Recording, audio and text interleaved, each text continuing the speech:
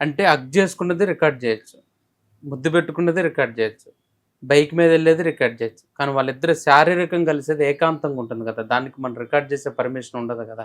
దాన్ని ఎలా నిరూపించాలి మరి? ఎలా నిరూపించుకోవాలంటే పరిస్థితులన్నింటినీ కూడా కోర్టు ముందు పెట్టాలి.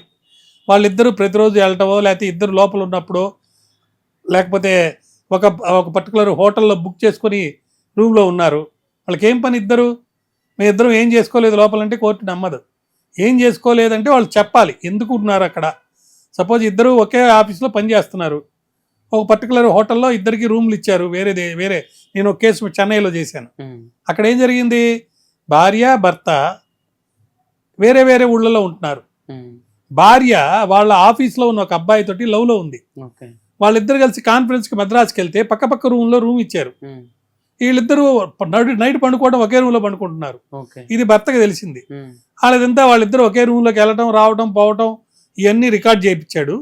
దాంతోపాటు ఆ అమ్మాయి యొక్క మెయిల్లో ఈ అబ్బాయిని హగ్ చేస్తున్నట్టు, లవ్ చేస్తున్నట్టు మాటలు రాయటం, ఫోటోలు ఇవన్నీ పెట్టాడు. కేవలం ఒక రూమ్లో రాత్రి పండుకున్నారంత మాత్రాన వాళ్ళ ఇద్దరిలో సెక్స్ జరిగినట్టు కాదు. అవును, కానీ ఒక రూమ్లో పండుకున్నారని చెప్తే 50% ప్రూవ్ చేసినట్టే.